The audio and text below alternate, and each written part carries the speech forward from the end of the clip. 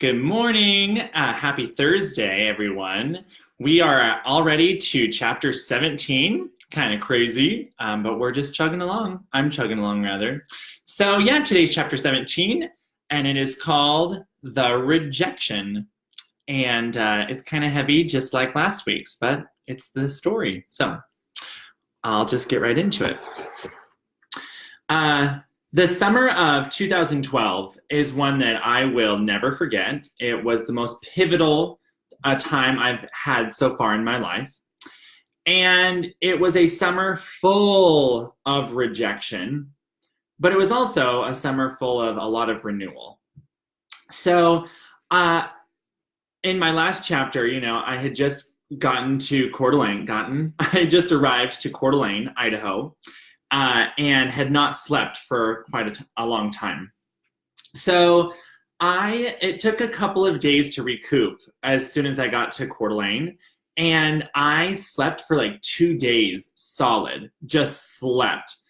And I remember so specifically that I would wake up from sleeping, and I didn't know where, that feeling like when you wake up and you don't exactly know where you are? That's kind of what it felt like. And then in an instant, I would remember everything that, that had happened. And then I would just start crying and I would fall back asleep. So this was like a solid 2 days of just sleeping. And that's how it went. So that summer, I was going to work at Silverwood Theme Park again. I had done that for a couple of summers. And my job didn't start for several days. So I had a little time to, recoup and just kind of lie low.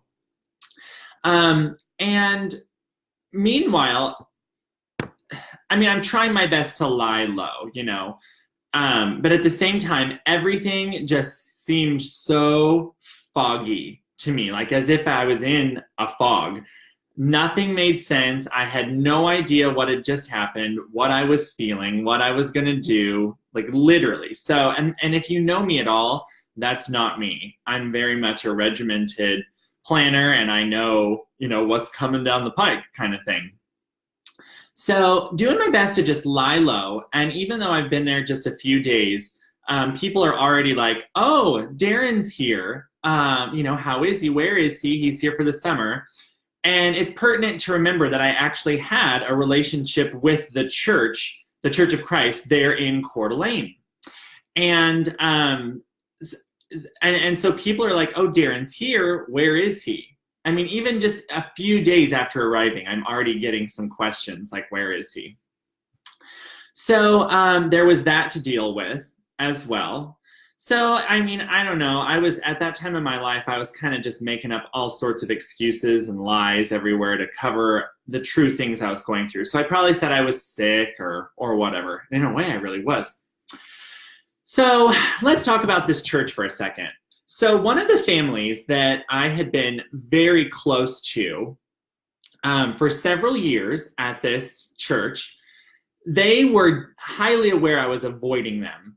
And again, this is just even after only a few days of being in Coeur d'Alene, because traditional old Darren would have like burst in, here I am, get a party going and let's celebrate and let's be together. I'm a total extrovert.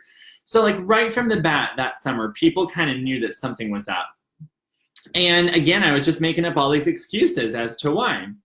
And it wasn't just my family, or this family rather, that knew I had been avoiding them. So many, many friends from school, especially those that I had been on this choir trip with, just, weeks prior, they were writing me and they wanted to know how I was and how were things and whatnot. And I'm just not responding, which again was very not like me. And I was starting to get some messages, especially from people from that group that I had been a part of on campus, especially the psychologist leader. They were just checking in, want to make sure that I'm not struggling, keep up the faith, do a good job kind of thing. So this went on for several weeks, and I'm just not myself, really quiet. Just, again, totally not me at all. my business coach right now, she would say I was in my back seat. Like truly, truly, truly, I was in my back seat. I was in a pretty bad place. So go back many, many chapters ago in my book, and we were talking about the dad, if you remember. And in that chapter, there's sort of a very dramatic shift that happened with my father and I's relationship, and that is when I finally came out to him. So fast forward to this summer, I'm not myself. People wonder what the hell's going on. And so that story of when I finally broke down and told my dad on the phone, that happened during this time. And it just kind of happened because I was tired of making up excuses. I was tired of lying, and everyone wants to know what's wrong. Why aren't you talking to us? What's going on? And so that's when I finally told my dad I'm gay. And really it was, if I look back, it's really sort of the first brick that was removed from this huge wall that I had built up my entire life. And really that was kind of the first like chisel on breaking this down and sort of starting over. So it didn't go bad. You know, my dad didn't totally reject me. And I thought, I'm going to, I guess, keep telling people the truth. I can't tell everyone the truth, right? But I'm going to try. So I remember that one of the first people that I came out to, one of the first, her name was Leanne. And I had grown up with Leanne's daughter and China. We knew each other through the church and whatnot. So I was hesitant to talk to Leanne, but I loved her. She was a speech pathologist. That's what I had studied. We had just always been really close. And her daughter had since moved away from Coeur d'Alene. And I felt it in my heart that maybe I could tell Leanne the truth about what was going on.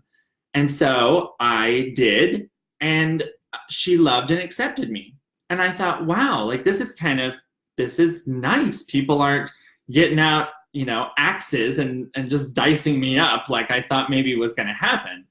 So slowly I started letting people into my life, just a little bit, because this was totally foreign territory to me.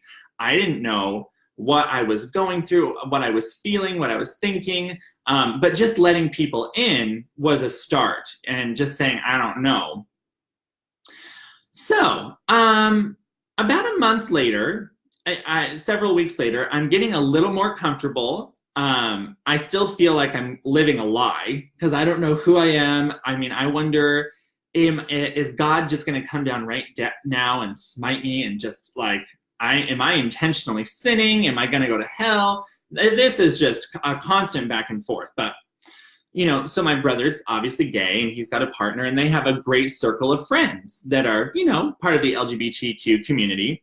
So slowly I'm starting to have conversations with people that I typically would not have had. I was very much a churchgoer, church. And by the way, that church in Coeur d'Alene, they are still like, where are you? And so I would go to a service here, service there. For the first time in my life, I actually asked if I could work on Sundays, so I could use that as an excuse as to why I wasn't there.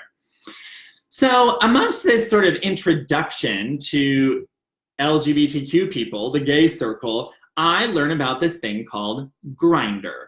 And yeah, we're going to go there for a second.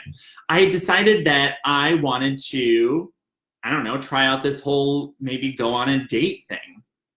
And so I downloaded this app and, it's obviously for hookups, but if I was going to find a date at all, it was probably going to happen there. That's about all there is in North Idaho, I think. So I was on there. I downloaded it, and that was definitely the start of another whole new world. More on that to come. But I'll never forget one of the first people I ever met up with. His name was Josh, and we're still friends to this day. And it was probably one of the best first dates I could have ever asked for, because he was so kind and considerate and understanding of my situation, because I was a little awkward, right?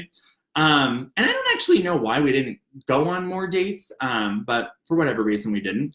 But I started going on a few dates here and there, and I would meet people I remember the first date that a guy ever took me on, and I was like, gosh, this is so fun. I like this. And again, had never done anything like this. So, but the truth is, I was still intensely struggling with this guilt.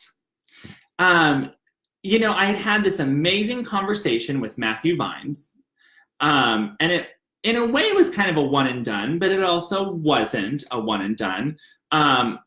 We had talked several times during the summer, but it's not like our conversation had just led me to concrete conclusions about what I believed and where I was coming from and what I was going to do with my life. Like, I mean, there was just there was no plan in any way. I mean, I really didn't even know who I was. And this guilt would just come all the time. Like, what if all these church people are right? What if they're the ones that are right and I'm completely wrong and off my rocker for intentionally sinning? So the summer keeps going on, and these dates lead me to a guy who ends up becoming my very first boyfriend, a real boyfriend. He lived in Spokane, and he was older than me. We were in very different places in our lives. And looking back, there's going to be more on this to come as well. But looking back, I'm not sure that there could have been a better person to help me through what I was experiencing at the time.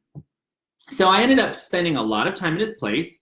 And what's funny is that I'm bringing this up because I would have to get up at 4:30 in the morning to drive to Silverwood Theme Park in order to get there for my 6 a.m. shift.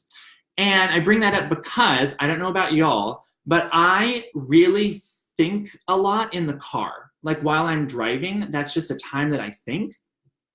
And it was really challenging because I was just hitting a wall all the time with my thoughts. I was trying so hard to sort of come up with answers for myself as to what I believed, what I was going to do. You know, the summer is going to end pretty soon, and I need to figure out what I'm going to do. Am I going back to this school in the South? Am I going to, is this little, like, I'm living the gay life, is that just a summer fling thing? And then I'm going to go back to school and go back to the therapy and all that? I mean, I really wasn't considering that as a viable option, but it was running through my head, right?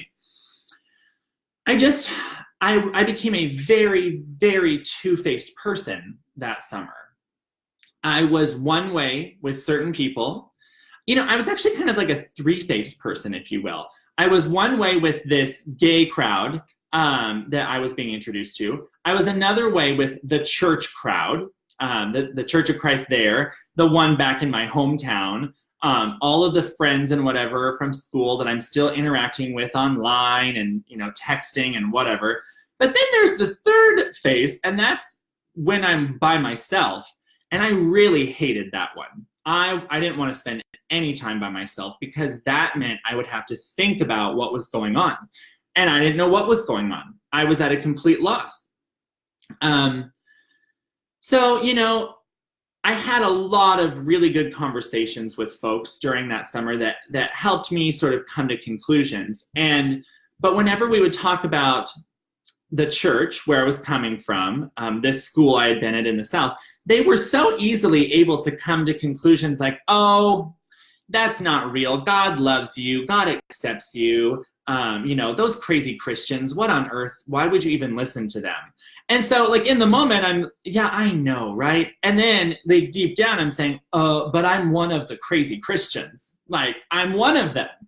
I'm the one that doesn't think it's okay. I'm the one that's been in therapy for 3 years to try and get over this. And so this just caused this internal battle because I didn't know, again, I can't stress this enough. I didn't know who I was. And that was very, very unsettling. So we're getting to the end of the summer. There were probably only about 3 weeks left. I still have no idea what I'm going to do. I've done all the things I needed to do to just return back to school, you know, whatever paperwork I needed. I registered for classes, all of that kind of stuff.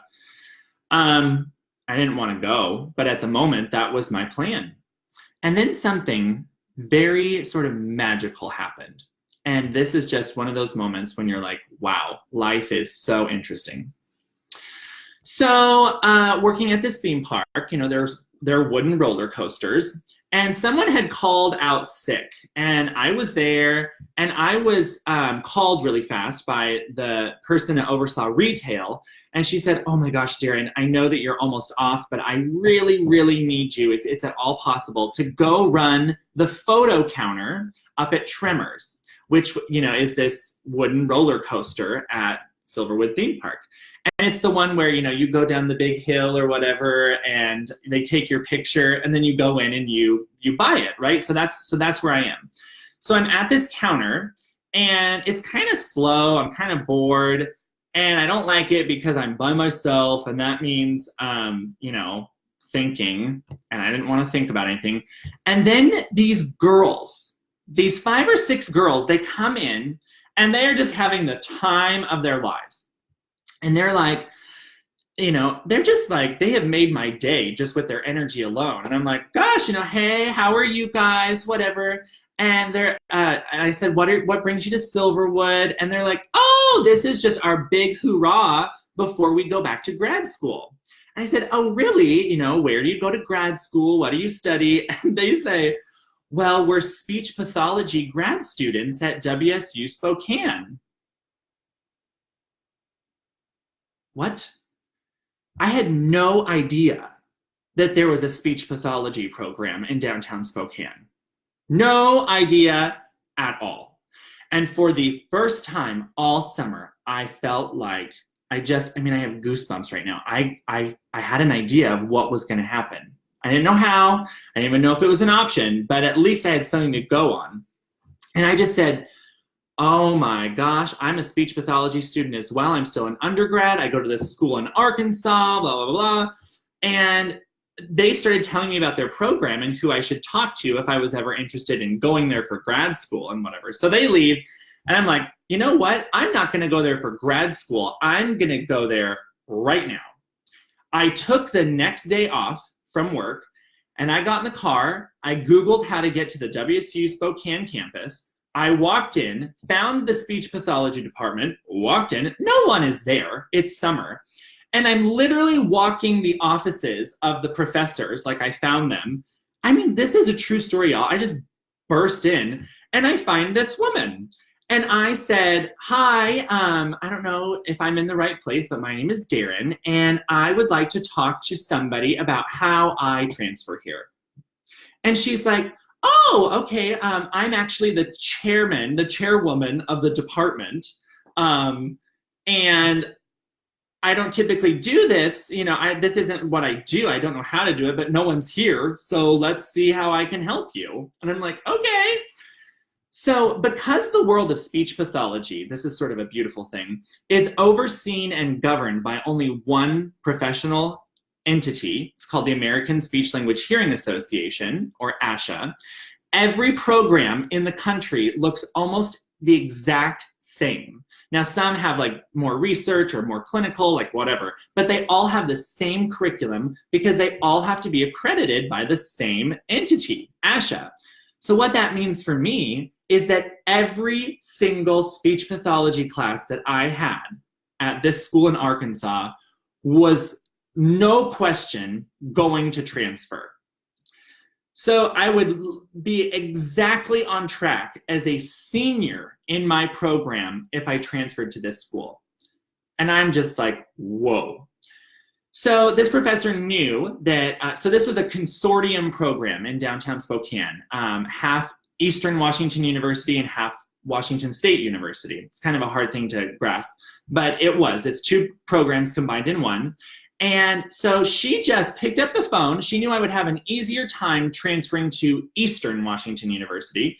She picked up the phone, made some kind of call, and before I know it, she is like outlining every class and making exceptions with all of the professors to get me in it. This is 2.5 weeks before school starts. Like, that is insane, right? And everything that kind of happened next was just an absolute blur. I talked with my brother, I talked with my at the time boyfriend, and I said, I don't want to go back. I don't want to go back. I don't want to go through that hell anymore. I am going to stay here. And I have, in a matter of days, figured out the exact plan to do it. They're like, okay, great. So I make this Facebook post. Whether I needed to or not is kind of irrelevant, and it also doesn't matter because I did it. But I made this Facebook post, and it was something like, hey, y'all, I have some big news. Unfortunately, I am not returning to school this fall. I'm not returning. I will no longer be a student there, blah, blah, blah. I'll miss everyone, and I'm going to do this up in Washington, be closer to family. And the reason I came up with that I couldn't go back was because of money. I said, I just can't afford it anymore. I can't go. I had scholarships and all kinds of stuff. Like, I was fine. But this is the lie I crafted and came up with. Pressed post, and in a matter of moments, pandemonium has just broke out. I'm getting calls, texts. I get immediate calls from my professors in Arkansas. And within 2 hours, I received a call from the dean of graduate programs at this school. I knew her because I worked in the admin building on campus. And she said, you don't need to worry about money at all. We've already created kind of an emergency scholarship fund for you. You will have your entire senior year paid for. It will be free. There you go. Well, shit. Now my little excuse is not going to work out, right? And by the way, I made up an excuse in the first place because I don't want to tell people the truth. I don't want to tell them I'm gay. I don't want to go through conversion therapy anymore. But I knew that that's actually what I had to end up doing. The calls are coming in, the texts, and I mean, I'm not over-exaggerating. Dozens of people are reaching out to me. So, after an entire day of ignoring calls and texts, I decide to write another post. I shared on Facebook that I said, I'm going to be real. I lied about why I'm not coming back.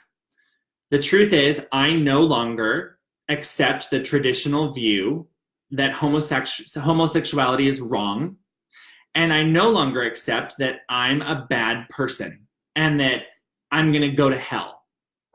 I don't accept that. And therefore, I'm not going to go associate myself with this school anymore, that's all they're about. Well, if I thought that the calls and texts that came in the first time were a lot, they were nothing compared to the second wave. Very soon, entire novels were being written to me about how I cannot do this. I cannot choose to voluntarily sin, leave the church, give up all my God-given talents. I am surely going to burn in hell. And I mean, message after message after message. Voicemails are coming in, these long texts. I mean, from everyone. Friends, professors, people I knew from church, friends. It was insane. People are saying, Darren, we love you enough to tell you the truth. Like, you can't do this. You're going to burn in hell. You're not going to inherit the kingdom of God. You are so smart. How can someone as smart as you be doing something so dumb? And it just kept going and going and going. And in a matter of 2 or 3 days, I actually had to end up deleting Facebook and changing my phone number. It was that intense. The very hardest piece of communication I ended up receiving was an email from my former youth minister, who he knew I had been avoiding him as well almost all summer. And this email that I got from him was, it was dreadful.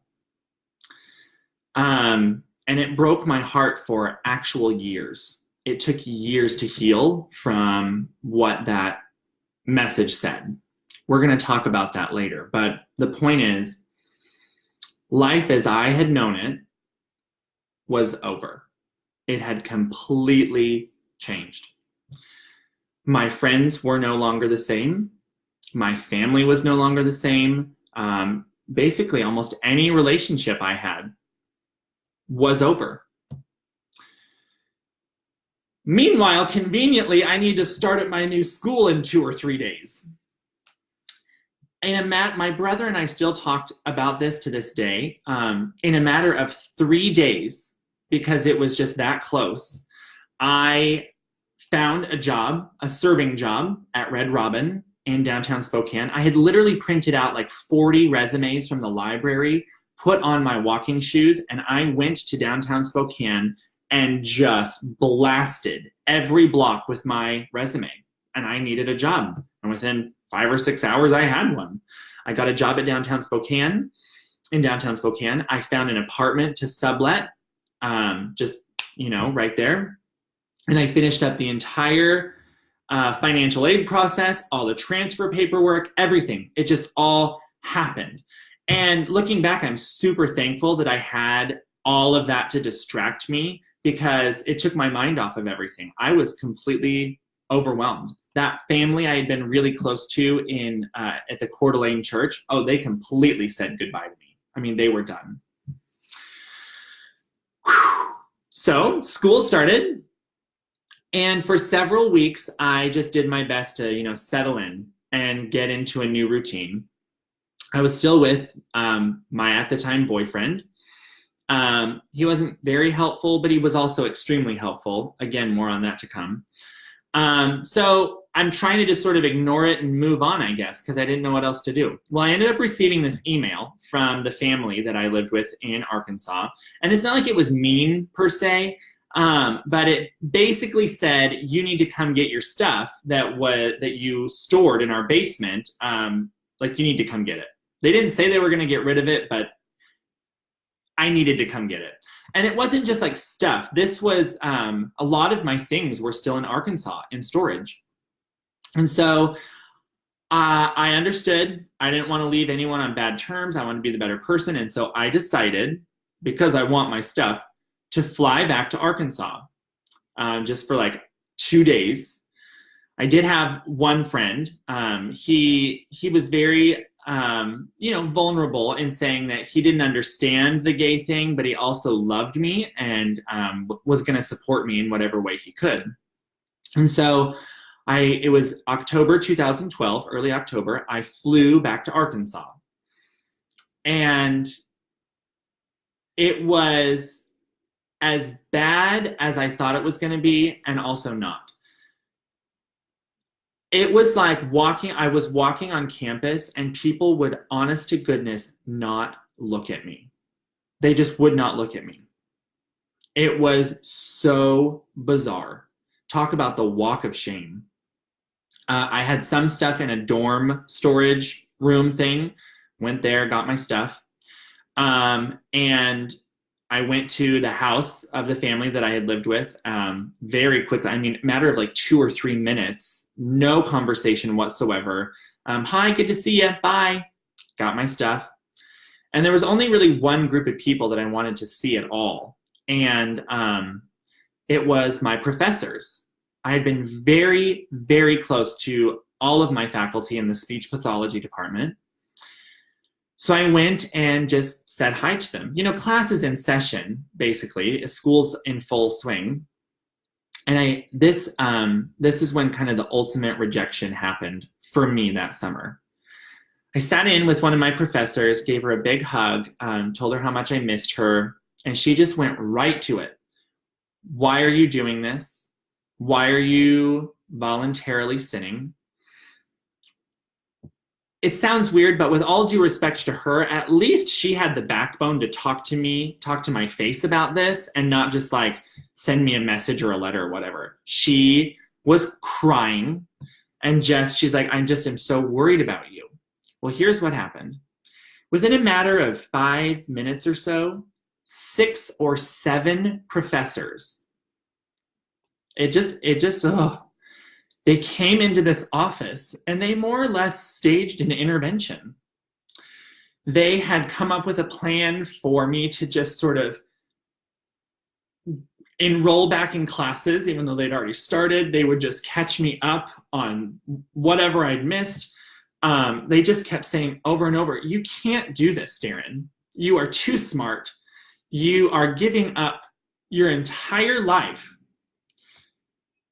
Literally, you cannot do this. Please come back. We will take care of you. We will make sure that you are you get back on track. And I just sat there, and I'll never forget, I stood up and I said, I love all of you, but if you can't accept me for exactly who I am, exactly the way that God created me, I can't be here. And I left, and it's the last time I ever saw any of them. I went back to my friend's house who I was staying at just for the night. Pretty big trip to make, and just for one night. Consolidated all my stuff, put it into the 2 suitcases I had brought, and he took me to the airport, and I flew home. I was crushed, and I was completely devastated. I had some new friends up in Spokane that I had made, but I mean, this was like leaving everything that I knew.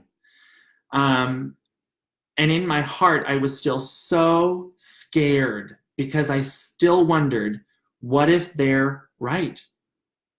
What if God really is gonna not let me go to heaven? What if I really have committed this ultimate sin and whatever, just crushed. So on that plane ride back to Spokane, I knew that something I needed to do was find an actual real counselor to talk to. And until I did, the rejection was horrible. So that's today's chapter. Chapter 17, the rejection. Sorry I get a little emotional sometimes in these videos. It's just, this all really happened. And when you access some of these feelings, they just come up. I miss a lot of people. I miss my friends, my professors, my mentors. I'm very fortunate that I found new ones. And today I'm as happy as I've ever been. But thinking back to that time in my life is hard. So thank you so much for watching. 4 of you have stayed on the whole time. That just makes me grin from ear to ear. Thank you. I'll see you guys next Tuesday with chapter 18, and it's called The Transition. Hope you guys have a great day.